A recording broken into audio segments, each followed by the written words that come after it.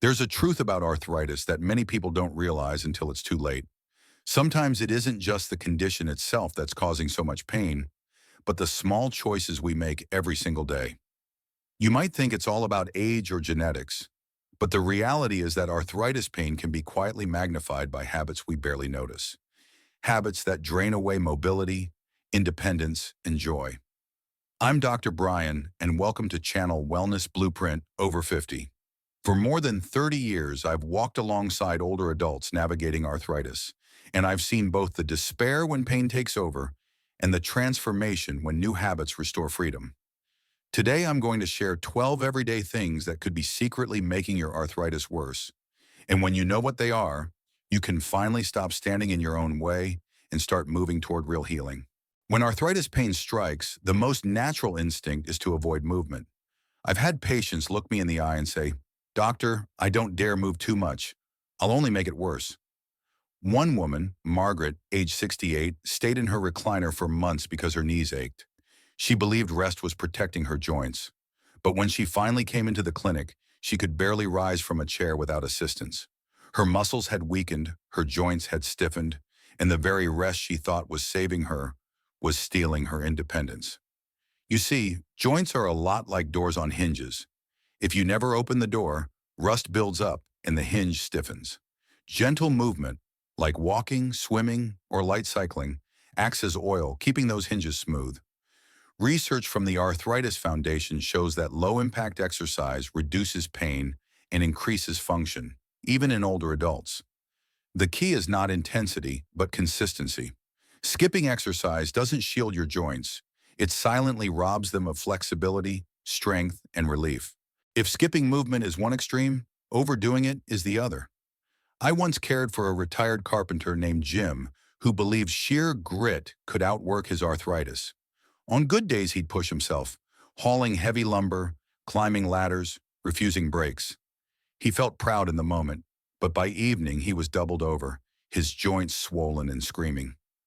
Overexertion is like pouring water into a cracked vase. It looks full for a while, but the damage leaks out later. Your joints need activity, yes, but they also need rest. When you push past the whispers of fatigue or the twinges of pain, you create tiny injuries in cartilage and soft tissue that can spark inflammation and flare-ups. Science backs this balance. Studies from the National Institute of Arthritis show pacing activity leads to fewer flare-ups and more stable function long-term. Arthritis pain relief isn't about fighting harder. It's about learning when to pause. Honor your body's signals. Rest is not weakness. It's the very medicine that allows tomorrow to be a better day than today. Weight is a silent amplifier of arthritis pain. I'll never forget Linda, a 72-year-old grandmother who came to me frustrated because even short walks left her knees throbbing. She assumed it was just age. But when we looked closer, the issue was partly mechanical. Every extra pound on the body adds nearly 4 pounds of pressure to the knees with each step. Imagine carrying a heavy backpack every moment of the day. Eventually the straps dig in, and the burden feels unbearable. For Linda, losing just 15 pounds was like setting down that backpack, and her mobility transformed. Studies published in Arthritis and Rheumatology confirm that modest weight loss can significantly reduce pain and slow cartilage damage in people with osteoarthritis. It's not about chasing a perfect body. It's about lifting strain from the joints that carry you through life. A balanced diet rich in whole foods and steady, gentle exercise can create small changes that make a big difference. When weight is ignored, pain compounds. When weight is managed, freedom slowly returns. Posture is one of those hidden villains of arthritis pain. We rarely notice it until the damage has already taken root. I remember a gentleman named Harold who came in complaining of worsening hip pain. He thought his arthritis was simply advancing. But when I observed him standing, I saw the culprit. His shoulders slumped forward, his pelvis tilted, and his weight rested unevenly on his joints. Over time, that imbalance had forced his hips and knees to work harder than they should. Think of your skeleton as the scaffolding of a tall building. If the beams lean or sag, pressure mounts in places never designed to carry it. That's what poor posture does to your joints. Research from the Mayo Clinic shows that maintaining alignment, keeping shoulders back, spine tall, and weight evenly distributed reduces strain and helps manage arthritis pain. Small corrections like sitting with both feet flat or strengthening your core can retrain the body. When posture collapses, joints crumble under the burden. When posture improves, joints breathe easier, and simple movements feel lighter, freer, and less painful. Stillness can be just as damaging as strain. I once visited a patient, Ellen, in her home.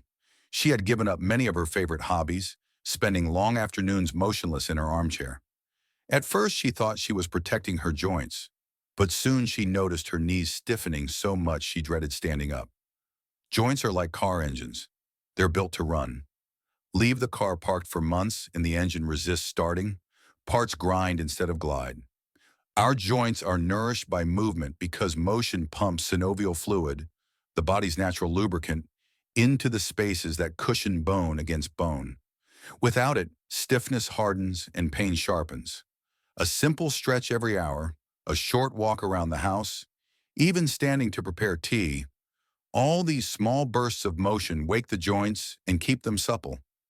Harvard Medical School notes that breaking up sitting time with light activity reduces stiffness in older adults with arthritis. Prolonged inactivity locks the body in chains, but each gentle movement is a key that keeps freedom alive. One chilly morning, my patient Doris, age 70, decided to join her granddaughter for a brisk walk around the park. She skipped stretching, eager to keep up with the younger pace. Halfway through, her knee gave out in a sudden stab of pain, forcing her to limp back home. What went wrong? Skipping warm-ups is like driving a car on the highway without letting the engine warm first. Metal grinds, parts resist, and damage builds. Muscles and joints need time to wake up, especially when arthritis is involved. A few minutes of gentle range of motion exercises, like rolling shoulders, slow leg swings, or marching in place, increases blood flow and lubricates the joints. According to a study in the Journal of Aging and Physical Activity, warming up reduces injury risk and improves comfort during exercise for older adults.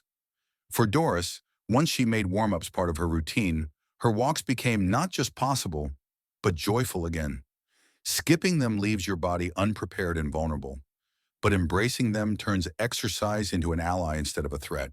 Food can either be medicine or poison for aching joints. I recall Frank, a retired teacher who loved his daily ritual of pastries and processed meats. His arthritis flared so badly he could hardly grip a pen. When we reviewed his diet, it was clear. The sugar, refined carbs, and fried foods were feeding the flames of inflammation. Imagine your joints as a fireplace. These foods are like tossing on gasoline instead of firewood. The blaze rages hotter and the pain intensifies. On the other hand, an anti-inflammatory diet, rich in colorful vegetables, berries, whole grains, olive oil, and omega-3 rich fish, acts like cool water on the fire. Studies in the American Journal of Clinical Nutrition show that diets high in processed foods increase markers of inflammation, while Mediterranean-style diets lower them, bringing measurable relief. Frank made gradual changes, swapping donuts for oatmeal and fried foods for grilled salmon. Within months, his swelling eased, and he could write letters again. Every bite is a choice. Feed the fire of arthritis or fuel the body's natural healing. Water may seem ordinary, but for joints, it is life itself. I once worked with Clara, a vibrant 75-year-old who complained that her joints felt as if they were grinding against each other. She rarely drank plain water, living instead on coffee and sweet tea.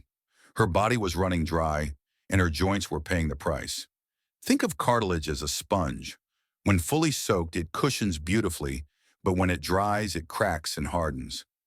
Joints rely on water to keep synovial fluid flowing, the natural lubricant that allows smooth, pain-free movement. Even mild dehydration can make arthritis pain sharper and fatigue more overwhelming. A study in Nutrients Journal highlighted that hydration supports joint function and reduces stiffness in older adults. When Clara began carrying a water bottle and sipping steadily through the day, she noticed her morning stiffness ease within weeks. Neglecting hydration is like leaving a sponge out in the sun. It only hardens. Nourish your joints with water, and they'll reward you with greater comfort and ease. The shoes on your feet can quietly shape the story of your joints. I remember George, a spry 69-year-old who loved wearing his old leather loafers, even though they were worn flat at the heels. He couldn't understand why his knees throbbed after short walks. When I examined his shoes, the answer was obvious. The lack of support had altered his gait, forcing his knees and hips to absorb unnatural stress. Imagine building a house on a crooked foundation. The cracks will show higher up the walls. That's what happens when unsupportive shoes misalign the body. High heels, thin soles, or shoes with poor arch support turn every step into added strain. Research in the Journal of Foot and Ankle Research confirms that supportive footwear reduces pain and improves mobility for people with arthritis. Once George switched to cushion walking shoes with proper support, his knee pain eased dramatically. Every step matters. Shoes can either be allies that protect your joints or saboteurs that slowly wear them down. Choosing wisely keeps your foundation strong and your path steadier. I once had a patient named Rose, a retired nurse, who thought she could manage her arthritis without her prescribed medication or physical therapy. She disliked relying on pills and felt too tired to attend her therapy sessions, so she skipped them more often than not. Over time, her stiffness worsened and her flare-ups became more frequent. She told me she felt like she was losing ground every month. Arthritis treatment is like tending a garden. You can't water only when you feel like it and expect the plants to thrive. Medications help control pain and inflammation, while therapy keeps joints flexible and muscles strong. The Annals of the Rheumatic Diseases published evidence that consistent adherence to treatment plans significantly improves long-term outcomes for arthritis patients. Rose eventually returned to her therapy and began taking her medications as directed. Within weeks, she noticed a steadier movement and fewer sleepless nights. Skipping treatments doesn't just pause progress, it invites arthritis to tighten its grip. Consistency is the bridge between suffering and relief, between decline and the chance to keep living independently. Stress doesn't just weigh on the mind, it seeps into the body and magnifies arthritis pain. I remember Maria, a widowed teacher in her 70s, who came to me with aching joints that seemed to flare every time family conflicts arose. She didn't realize that her stress hormones were fueling the fire. When we are under chronic stress, the body releases cortisol, a hormone that, in small bursts, helps us cope. But when it lingers, cortisol increases inflammation, stiffens muscles, and makes pain feel sharper. It's like turning up the volume on an already scratchy radio. The Arthritis Foundation notes that stress management practices such as mindfulness, deep breathing, or yoga can lower inflammation and improve daily function. For Maria, learning simple breathing techniques before bed helped her sleep better, and within weeks her pain began to ease. Stress is invisible, but its fingerprints show up on every joint. Ignoring it keeps the cycle of pain alive. Managing it through rest, prayer, hobbies, or connection gives the body a chance to heal and the spirit room to breathe again. One of the most heartbreaking cases I recall was Walter, a retired machinist who brushed off his worsening knee pain for years. He told himself it was just aging and pushed through, limping to the store and back, never mentioning it to his doctor.